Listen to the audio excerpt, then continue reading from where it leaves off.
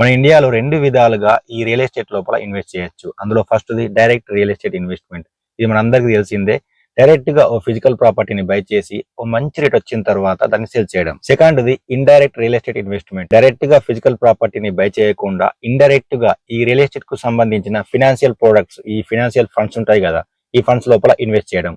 మరి ఈ financial funds లోపల ఇన్వెస్ట్ చేయడం సేఫేనా? Securities and exchange board of India, ఈ సెబీ ఉంది కదా, ఈ సెబీ వీటిని రెగ్యులేట్ చేస్తుంది. సో ఈ సెబీని నమ్మి ఈ ఫండ్స్ లోపల మనం ఇన్వెస్ట్ చేయొచ్చు. ఈ ఇండైరెక్ట్ రియల్ ఎస్టేట్ ఇన్వెస్ట్మెంట్ లోపల ఎన్ని టైప్స్ ఉన్నాయి, అవి ఎలా వర్క్ అవుతాయో ఇప్పుడు మాట్లాడుకుందాం. Welcome to Lama Wealth. Mutual funds లో ఉన్న డిఫరెంట్ కేటగిరీస్ మీద కొన్ని వీడియోల్ని మన లామా వెల్త్ ఛానల్లో అప్లోడ్ చేసిన. ఒకసారి ఆ వీడియోల్ని చూసి నచ్చితే లైక్ చేయండి. అలాగే మన లామా వెల్త్ ఛానల్ ని కూడా సబ్స్క్రైబ్ చేసుకోండి. ఈ ఇండైరెక్ట్ రియల్ ఎస్టేట్ ఇన్వెస్ట్మెంట్ లోపల ఇవాళ మనం మాట్లాడుకునే topic real estate investment trust. వాటినే మనం REITs రీట్స్ అని పిలుస్తాం. ఈ రీట్స్ ఇండియాలో అంత పెద్ద ఫేమస్ కావు గానీ అమెరికా అండ్ సింగపూర్ లాంటి దేశాల లోపల 30-40 ఇయర్స్ నుంచి వాళ్ళ మార్కెట్ లోపల ఈ రీట్స్ ట్రేడ్ అవుతున్నాయి. అండ్ ఇవి వాళ్ళకి ఓ మంచి ఇన్వెస్ట్మెంట్ ఆప్షన్. సెబీ 2014 లోపల ఈ రీట్స్ ని ఇండియన్ మార్కెట్ లో లిస్ట్ అవడానికి ఆమోదం తెలిపింది. కానీ మొట్టమొదటి రీట్ ఇండియన్ మార్కెట్ లోపల లిస్ట్ అయింది మాత్రం 2019లోనే. అసలు ఇంతకీ రీట్స్ అంటే ఏంటిది?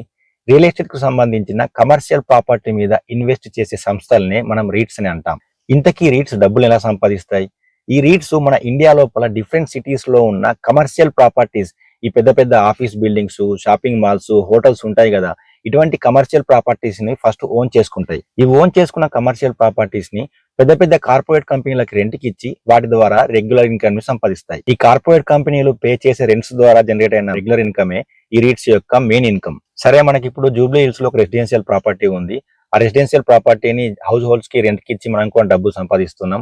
మనం కూడా ఒక రీట్ గా ఇండియన్ మార్కెట్ లో లిస్ట్ అవ్వచ్చా అంటే అలా లిస్ట్ అవ్వరాదు. ఎందుకంటే సెబీ ఈ రీట్స్ కోసం కొన్ని రూల్స్ ను మ్యాండేట్ చేసింది. అవేంటో ఇప్పుడు తెలుసుకుందాం. ఫస్ట్ది, మార్కెట్ లో లిస్ట్ అయ్యే రీట్స్ యొక్క property commercial real estate property అయి ఉండాలి. ఈ రెసిడెన్షియల్ రియల్ ఎస్టేట్ ప్రాపర్టీ ఉన్న వాళ్ళు మార్కెట్ లో లిస్ట్ కారాదు. అండ్ ఈ కమర్షియల్ రియల్ ఎస్టేట్ ప్రాపర్టీ యొక్క వర్త్ 500 కోట్ల పైగా ఉండాలి. సెకండ్, ఈ రీట్స్ ను మేనేజ్ చేస్తున్న వ్యక్తి professional developer are professional sponsor అయి ఉండాలి.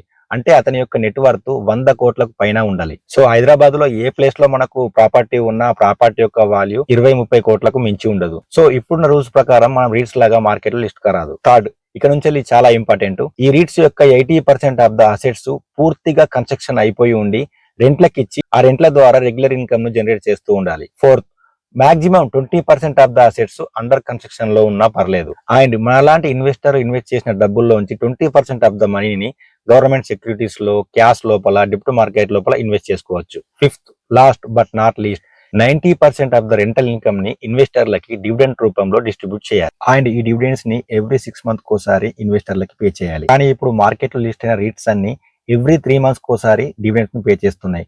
That's good for us. So ఇలా 5 రూల్స్ ని స్టాక్ మార్కెట్ లో లిస్ట్ అయ్యే రీట్స్ కి సెబీ మ్యాండేట్ చేసింది. మరి ఇప్పటిదాకా ఎన్ని రీట్స్ మన ఇండియన్ మార్కెట్ లోపల లిస్ట్ అయినాయి? 2019 నుంచి వెళ్ళి ఈ రోజు వరకు ఇండియన్ మార్కెట్ లో లిస్ట్ అయిన రీట్స్ సంఖ్య 4 మాత్రమే. అందులో 3 రీట్స్, ఈ Embassy office REIT, Mindspace business REIT, ఈ యాక్సెంచర్ రీట్స్, ఈ 3 రీట్స్ వాళ్ళ యొక్క కమర్షియల్ ప్రాపర్టీస్ ని పెద్ద పెద్ద కార్పొరేట్ కంపెనీలకి, ఈ Google, JP Morgan, Accenture, Facebook లాంటి పెద్ద పెద్ద కార్పొరేట్ కంపెనీలకి ఆఫీసులుగా రెంట్కి ఇచ్చి ఆ రెంట్ల ద్వారా రెగ్యులర్ ఇన్కమ్ ని సంపాదిస్తున్నాయి. ఇంకా మిగిలిన నెక్సస్ రేటు దాని యొక్క కమర్షియల్ ప్రాపర్టీని Reliance retail, PVR cinemas, west side లాంటి కంపెనీలకి షాపింగ్ మాల్స్ లెక్క, ఆ రీటైల్ మాల్స్ లెక్క రెంట్కి ఇచ్చి ఆ రెంట్ల ద్వారా రెగ్యులర్ ఇన్కమ్ ని సంపాదిస్తుంది. సో ఫైనల్ గా 3 రీట్స్ ఏమో వాళ్ళ యొక్క కమర్షియల్ ప్రాపర్టీని ఆఫీసులుగా రెంట్కి ఇచ్చి రెగ్యులర్ ఇన్కమ్ ని సంపాదిస్తే, మిగిలిన ఒక్క రీట్ ఏమో వాళ్ళ యొక్క కమర్షియల్ ప్రాపర్టీని రీటైల్ మాల్ గా, షాపింగ్ మాల్స్ గా రెంట్కి ఇచ్చి రెగ్యులర్ ఇన్కమ్ ని సంపాదిస్తుంది. సరే, ఈ రీట్స్ అంటే ఏంటివి, అవి ఎలా డబ్బుల్ని సంపాదిస్తాయి, మార్కెట్ లోపల ఎన్ని లిస్ట్ అయినా, ఇవన్నిటి గురించి తెలుసుకుందాం.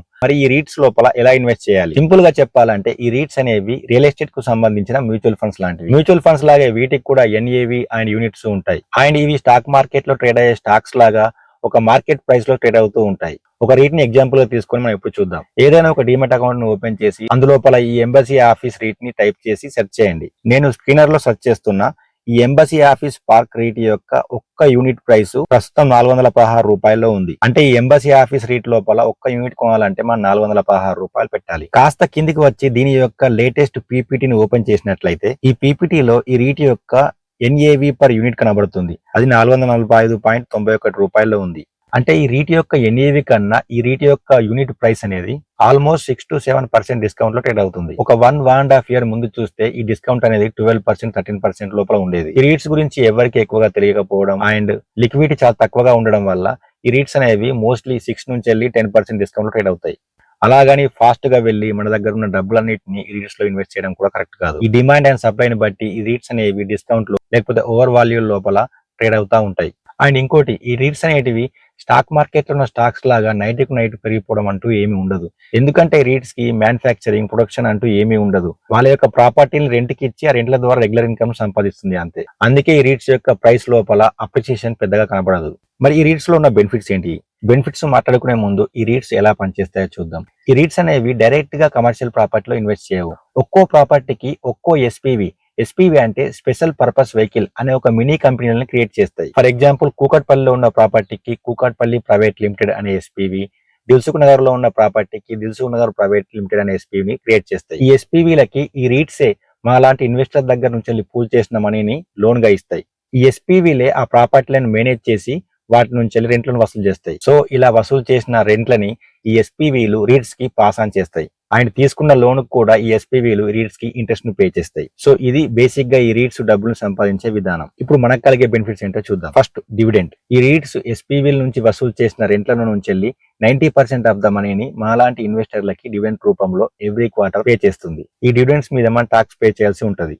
Second, interest. ఈ రీట్స్ ఈ ఎస్పీవీ నుంచి తీసుకున్న ఇంట్రెస్ట్ ని, బయట అప్పుగా ఇచ్చిన డబ్బుల మీద వచ్చిన ఇంట్రెస్ట్ మనకి ఇంట్రెస్ట్ రూపంలో పే చేస్తుంది. ఈ ఇంట్రెస్ట్ కూడా మనం టాక్స్ పే చేయాల్సి ఉంటది. Third, capital repayment. ఈ ఎస్పీవీలు ఎవ్రీ క్వార్టర్ లోన్ మీద ఇంట్రెస్ట్ తో పాటు ఆ లోన్ లోపల కూడా కొంత భాగాన్ని రీట్స్ కి పే చేస్తాయి. ఈ లోన్ అసలు అమౌంట్ లో ఎస్పీవీలు పే చేసిన కొంత భాగాన్ని ఈ రీట్స్ మాలాంటి ఇన్వెస్టర్లకి క్యాపిటల్ రీపేమెంట్ ద్వారా పే చేస్తాయి. ఈ క్యాపిటల్ రీపేమెంట్ అనేది టోటల్లీ ట్యాక్స్ ఫ్రీ. ఇండియా లోపల లిస్ట్ అయిన 4 రీట్స్ 35 నుంచి 40% of the money capital repayment రూపంలోనే ఇన్వెస్టర్లకు చెల్లిస్తుంది. సో ఈ 35 నుంచి 40% ఆఫ్ ద మనీ మీద మనం ఎటువంటి ట్యాక్స్ కట్టాల్సిన అవసరం లేదు. Fourth, capital gains. ఈ రీట్స్ ని తక్కువ ప్రైస్ లో కొని లాంగ్ టర్మ్ హోల్డ్ చేసి ఎక్కువ ప్రైస్ లో అమ్మేస్తాం కదా, ఇలా మనకు మిగిలిన ప్రాఫిట్స్ క్యాపిటల్ గెయిన్స్. ఈ క్యాపిటల్ గెయిన్స్ మీద కూడా ట్యాక్స్ పే చేయాల్సి ఉంటుంది. మరి ఈ రీట్స్ లో అన్ని బెనిఫిట్స్ అయినా రిస్క్ లేవా అంటే ఎందుకు లేవు, బ్రహ్మాండంగా ఉన్నాయి. ఇప్పటికే చాలాసార్లు చెప్పిన కదా, మనీ ఎక్కడైతే ఉంటాయో అక్కడ రిస్క్ అనేది కంపల్సరీగా ఉంటుంది. First risk, interest rate risk. ఈ రీట్స్ మాలాంటి ఇన్వెస్టర్ దగ్గర నుంచి కాకుండా బయట బ్యాంకుల నుంచి వెళ్ళి, అదర్ ఫినాన్షియల్ ఇన్స్టిట్యూషన్స్ నుంచి వెళ్ళి డబ్బుల్ని అప్పుగా తీసుకొస్తాయి. ఆర్బీఐ ఇంట్రెస్ట్ రేట్ పెంచింది అనుకో, ఈ అప్పు యొక్క ఇంట్రెస్ట్ పెరిగిపోయి రీట్స్ కి ఎక్స్పెన్సెస్ ఎక్కువైపోతాయి. Second, tax. రీట్స్ మనకు ఎవ్రీ క్వార్టర్ పే చేసే డివిడెండ్స్ మీద, ఇంట్రెస్ట్ మీద ట్యాక్స్ పే చేయాల్సి ఉంటుంది. థర్డ్, ఇది రేర్ కానీ ఈ కోవిడ్ సిచ్యువేషన్ మళ్ళీ ఏదైనా వచ్చిందనుకో, ఈ రీట్స్ యొక్క కమర్షియల్ ప్రాపర్టీస్ అన్ని ఖాళీ అయిపోతాయి. ఇది కూడా ఒక రకమైన రేర్ రిస్క్ అని గుర్తుపెట్టుకోవాలి. సో సెబీ ఇప్పటిదాకా 500 కోట్లకు పైగా రియల్ ఎస్టేట్ ప్రాపర్టీ వాల్యూ ఉన్న కంపెనీలనే రీట్స్ గా లిస్ట్ అవ్వడానికి అనుమతి ఇచ్చింది. కానీ ఇప్పుడు ఈ ఎస్ఎం రీట్స్ అంటే ఈ స్మాలర్ అండ్ మీడియం రీట్స్ ని కూడా లిస్ట్ చేయాలని చూస్తుంది. ఈ ఎస్ఎం రీట్స్ యొక్క అసెట్ సైట్ వాల్యూ 50 కోట్లు ఉన్నా సరిపోద్ది. అండ్ ఫ్యూచర్ లో ఈ కమర్షియల్ ప్రాపర్టీస్ ఉన్న రీట్స్ నే కాకుండా ఈ రెసిడెన్షియల్ ప్రాపర్టీ ఉన్న రీట్స్ ని కూడా మన ఇండియన్ మార్కెట్ లో లిస్ట్ చేయడానికి పాసిబిలిటీ అయితే ఉంది. సో ఈ రీట్స్ గురించి అర్థమైంది కదా.